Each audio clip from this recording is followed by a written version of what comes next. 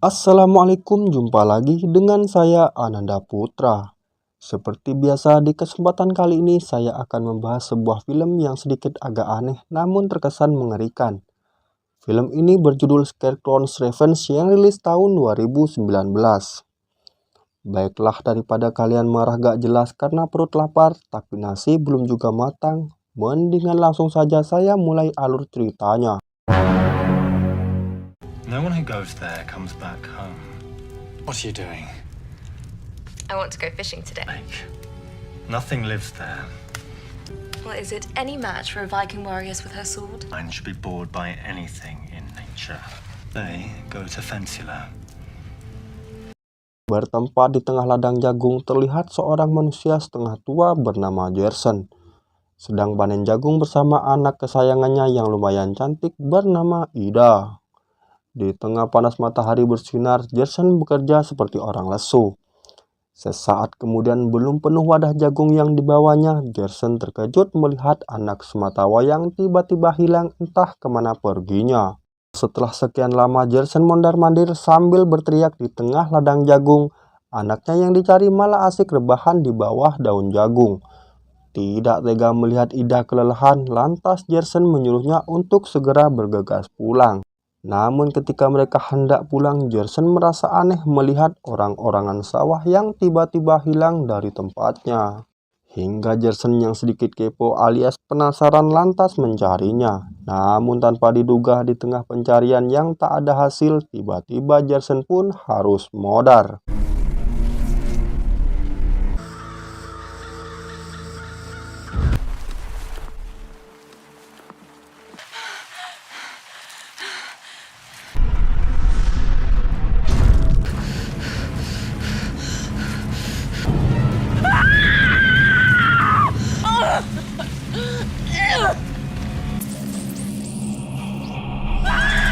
Musim panas selanjutnya, seorang pemimpin desa bernama Dob tengah melatih anak ledisnya bernama Greta. Mereka ini adalah orang Viking yang berasal dari kerajaan Valhalla.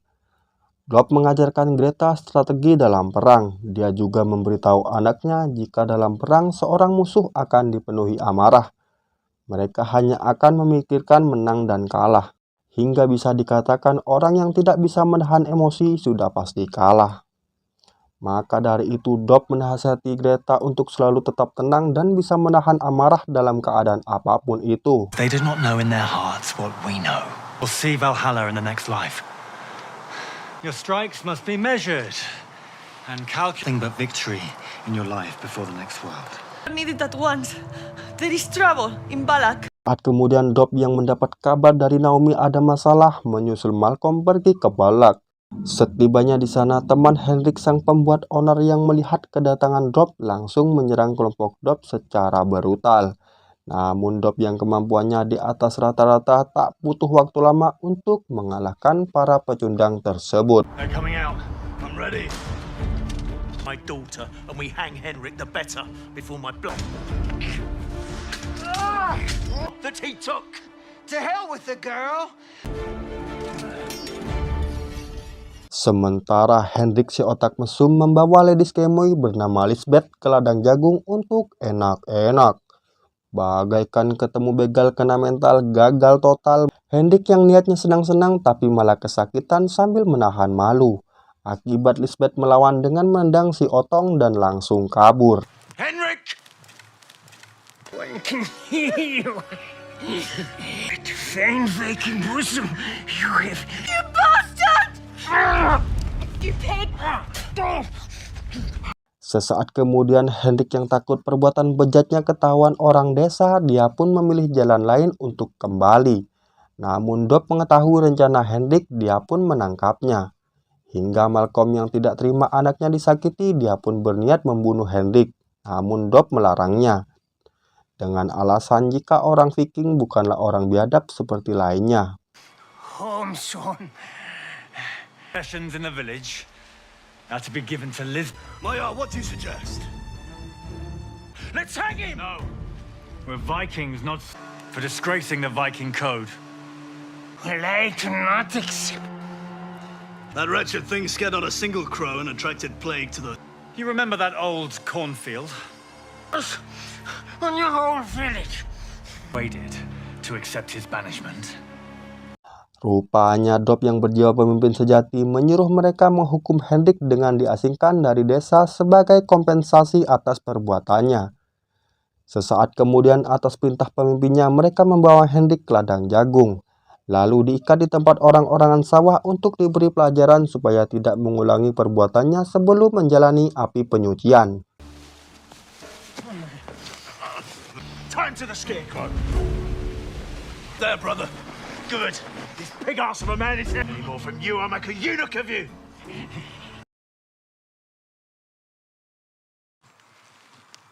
Lisbeth!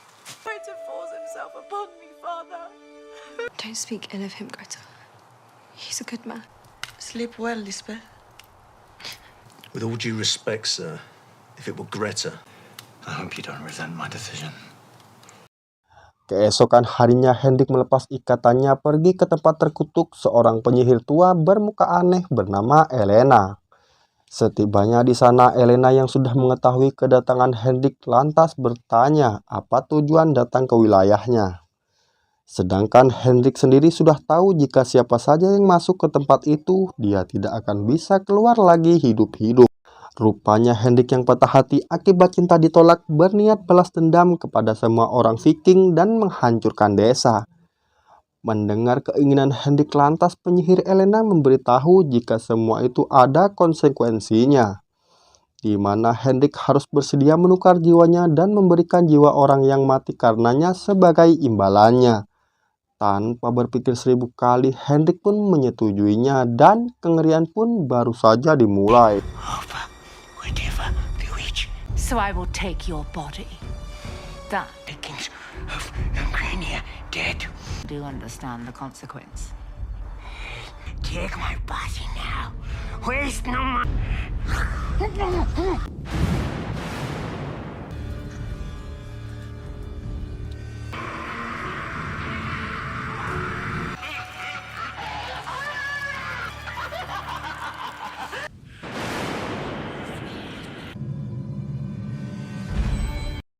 Di sisi lain, pemuda Viking bernama Olaf sedang siap-siap untuk pergi berburu.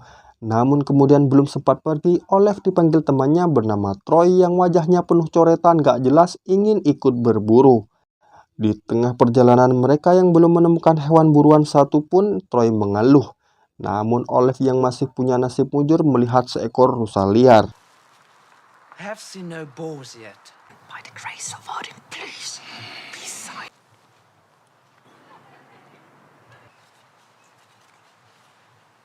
Olaf! Bagaikan melihat ladies game keturunan Korea, Troy memanggil Olaf karena melihat sesuatu yang dimana Olaf sendiri tidak melihatnya. Hingga kemudian Olaf dengan sedikit kesal mengajak Troy pindah ke tempat lain. Namun belum lama mereka melangkah, tiba-tiba makhluk itu muncul lagi dan apakah yang terjadi? Let's continue the hunt, Troy. Troy, scarecrows do not move.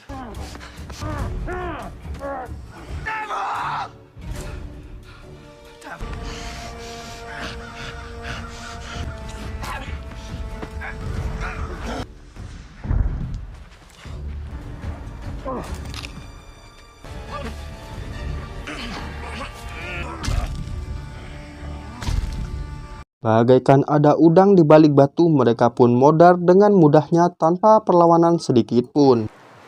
This shall make for good firewood. Keesokan harinya, Lady Bahenol yang merupakan istri Malcolm terlihat sedang gabut sendirian sambil melakukan sesuatu nggak jelas. Hingga kemudian sesaat akan kembali pulang, dia melihat sebuah senjata pamungkas milik pendekar 212 yang tergeletak di tanah. Merasa penasaran di mana pemiliknya, dia pun mengambilnya dan ajal pun tiba.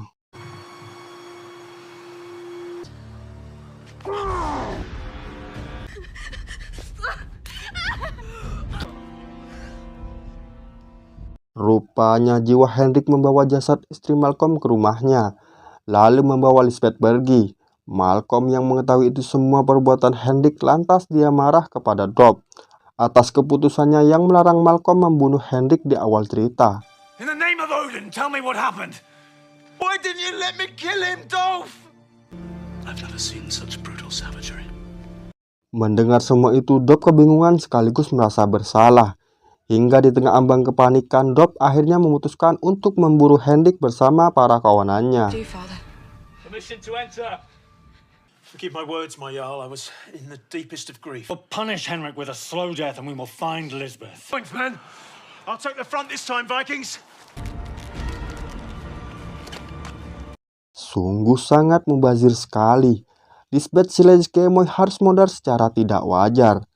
Sementara Malcolm yang tiba di tempat itu terkejut melihat tanda huruf H yang berarti Henrik. Hingga tanpa berpikir berkali-kali lagi, Malcolm bergegas pergi mencari. Namun seperti yang lain, dia modar tanpa perlawanan. No man disappears into thin air. It's a Viking. Hunt first. Singkat waktu, Greta yang khawatir kepada ayahnya, dia pun menyusul pergi ke hutan. Di tengah perjalanan, Greta si gadis Skemmoy dan juga Imut bertemu manusia aneh dari kelompok lain yang tiba-tiba menghadangnya.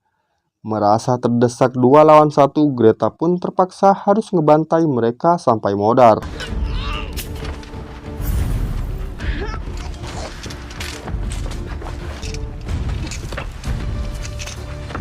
Di tempat lain, Dob dan Stellan kaget campur khawatir melihat para temannya sudah pada rebahan tak bernyawa. Hingga di tengah keputusasaan yang mendalam, Dob yang berjiwa pemimpin sejati berniat menghilangkan kutukan sihir dengan menemui penyihir Elena di sebuah tempat yang disebut Danau Hitam. The village will not fall. By the majesty of Valhalla, you have lost your senses. I have an insatiable taste for souls. You know why I'm here, Elena. Why did you choose that name? Gave yourself to this witchcraft. Ternyata sosok penyihir yang sebelumnya membantu Henrik adalah mantan istri Dob dan bisa dibilang ibu Greta. Pantas saja Dob selama ini melarang putrinya pergi ke danau tersebut. Tak lama kemudian setelah mereka ngebacot cukup lama, Dob meminta Elena untuk menghentikan Henrik. Namun Elena yang dari awal memang berjiwa penyihir sekaligus sudah ada perjanjian dengan Henrik, dia pun menolaknya. Dia hanya memberikan Dob 2 pilihan, itu pun Dob harus mengorbankan dirinya. Mendengar itu, Dob yang tak bisa berbuat apa-apa, dia pun memilih menyelamatkan Greta. Namun dengan syarat dia akan menemui Greta untuk terakhir kalinya. Does she know what flows through her blood? That is your choice, and you know what I will ask of you. Grant me the time to say goodbye to my Greta. If there is any remnant of my Elena left. You will have the time it takes this. Go now! It's too late for Stellan. Why? Akhirnya setelah cukup jauh menempuh perjalanan, Dob bertemu Greta.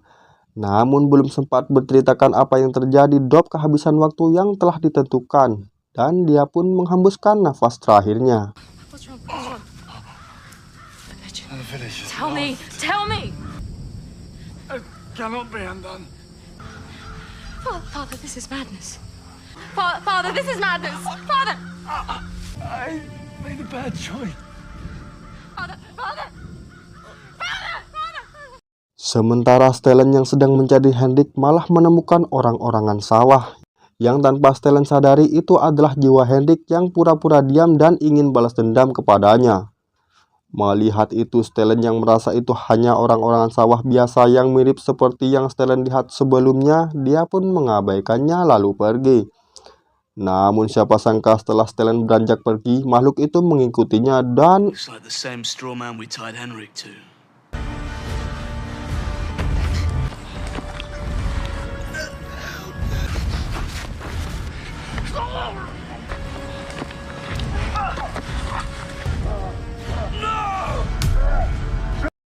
Kembali kepada Greta yang kepo dengan apa yang ayahnya alami, dia pun menuju ke danau untuk menemui penyihir tersebut. Namun di tengah perjalanan bukannya ketemu penyihir Elena, Greta malah diserang oleh Henrik yang sudah berubah wujud menjadi orang-orangan sawah. Beruntung sekali sebelum Greta keburu modar, dia berhasil kabur dari kejaran Henrik. Hingga tak lama kemudian Greta sampai di danau terkutuk dan bertemu dengan penyihir Elena yang sebelumnya Greta memang sedang mencarinya. Greta, father was a persuasive and commanding man. Told me my mother's dead. You have a beautiful complexion. Do you not always have a yearning? He gave himself up willingly. Singkat waktu mereka yang sudah lama terpisah, Elena memberitahu jika dia adalah ibunya. Namun Greta yang tidak mengerti maksud dari perkataan Elena, dia pun bertanya apa yang sebenarnya terjadi kepada ayahnya. Mendengar pertanyaan putrinya, Elena yang sudah menunggu Greta datang ke tempat itu selama bertahun-tahun, lantas dia menjelaskan jika dia dan ayahnya adalah orang tua kandungnya, yang berpisah karena perbedaan takdir. Hingga di mana saat ini ayahnya datang ke tempat itu memohon kepada ibunya untuk melindungi putrinya. Namun dengan syarat ayahnya harus menyerahkan jiwanya kepada ibunya. Elena juga memberitahu Greta jika ayahnya memberikan desa dan tempat di Valhalla untuk putrinya. Mendengar perkataan Elena, Greta yang masih bingung masih saja terdiam sambil merenungkannya. Hingga kemudian mereka yang pada tegang karena lama tak bertemu, Henrik datang. Please stop him. The Larsens. You have a village to destroy. He must have some good in her. Henrik paid a price. I will not stop him. Untung saja Henrik yang sudah berubah wujud masih saja bisa dikibulin oleh Elena. Hingga Greta yang sedang bersamanya masih bisa selamat untuk sementara waktu. Namun sesaat kemudian Greta yang khawatir Henrik menghancurkan desa, dia pun lantas menyuruh Elena dengan memanggil kata ibu untuk menghentikannya. Dengan sedikit wajah senang karena dipanggil ibu, dia pun menolak dan berkata, Henrik sudah memberikan imbalan jiwanya yang sudah menjadi takdir. Dan itu semua hanya bisa dihentikan jika Greta bersedia menganut ilmu hitam dengan menetap di danau tersebut bersama ibunya untuk selamanya. Dengan perasaan campur aduk Greta sambil memikirkan orang lain dibandingkan dirinya, dia pun menyetujui kemauan ibunya. Hingga tak mau buang waktu, ibunya langsung memberikan kekuatan petir di pedang Greta untuk mengakhiri Henrik sebelum menghancurkan desa. I have a village to save. Your village? Do you not want them to live? Women. I dishonor my father by even being here.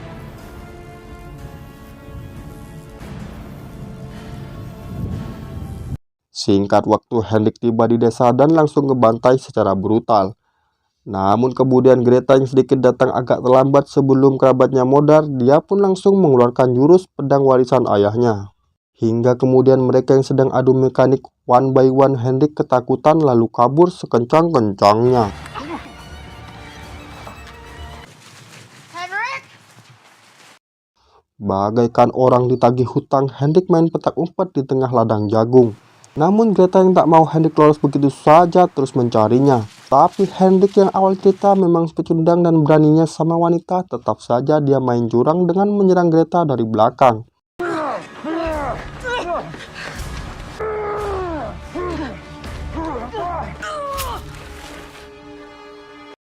Pertanyaannya, apakah Henrik sudah modar setelah terkena jurus pedang dari Greta? Mungkin saja seperti itu.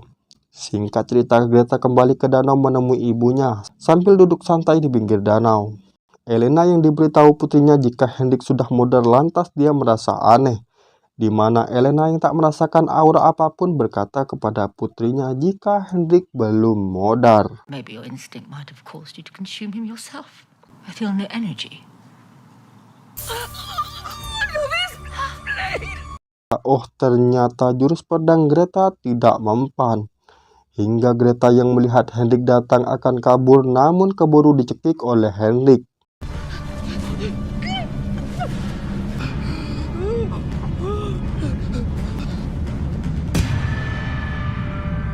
Rupanya tanpa diduga Greta mendapatkan kekuatan tak terduga, hingga dengan begitu dia bisa menebas kepala Henrik dengan mudah.